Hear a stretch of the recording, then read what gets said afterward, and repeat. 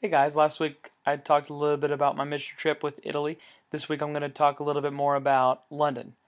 Now, London was one of my better parts of the trip just for the sake of, well, I was excited about it at least, because I could speak English and everybody else did too. Everybody understood what I had to say.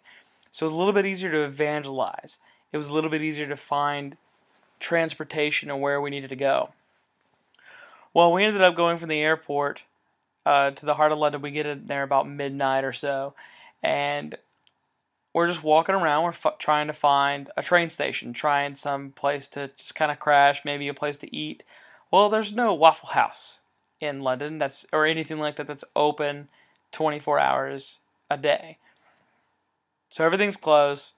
And we finally find this train station. We ended up staying there, and I realized, oh no, I don't have my cell phone anymore. Now, my cell phone was a map for us, and it was also a way that I could contact people in the States if we needed help with money or anything like that.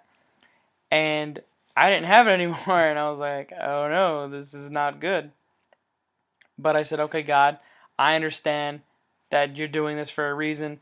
You know what? Maybe I focused a little bit too much on talking to people back in the States. And I did, and that was a big problem. So finally I said, all right, God, I surrender it to you. God, it's yours. And if I get my phone back, then great, that's your will. If not, then oh well, that's okay. I'll get another one when I get home, hopefully. And well, God got me my phone back. I emailed the bus station. They just so happened to have it. Nobody stole it, which was amazing. And I got it back, and I said, all right, God, cool. I'm not going to text so much now. I'm going to kind of back off from that. I'm going to focus more on you. And then I started getting really discouraged. I'm not a very good, I'm better now, but I wasn't a very good people person. I really didn't like to talk to people. I wasn't a good evangelist by any means.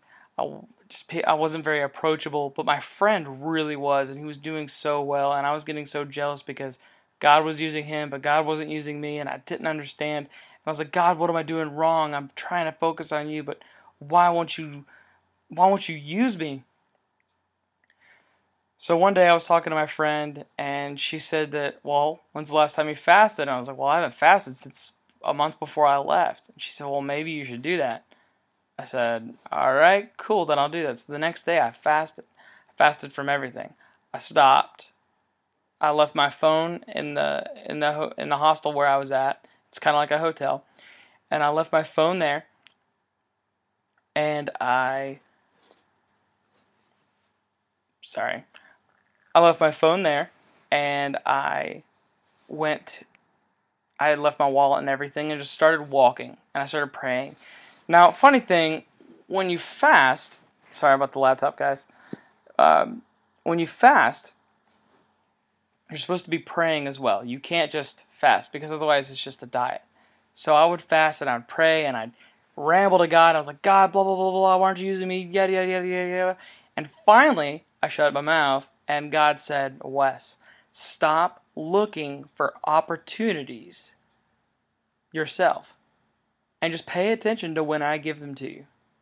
And I was like, oh, okay, so just pay attention to the opportunities that you're giving me, God. I get it now.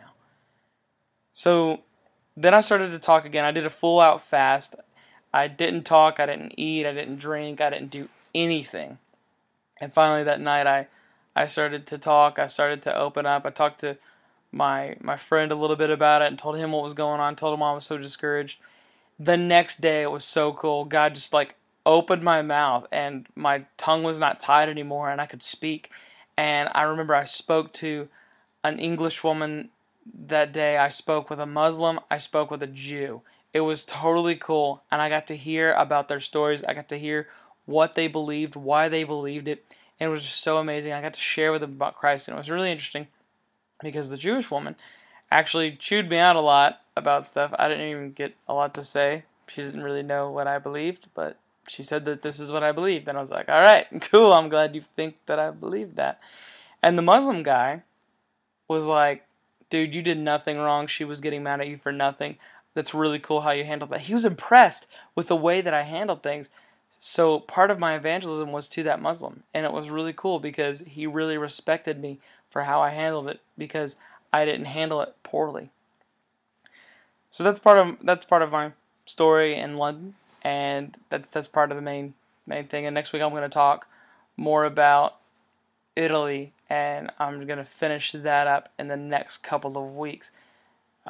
Yeah, hey guys, please watch this video. Please leave comments, just anything, and share with your friends.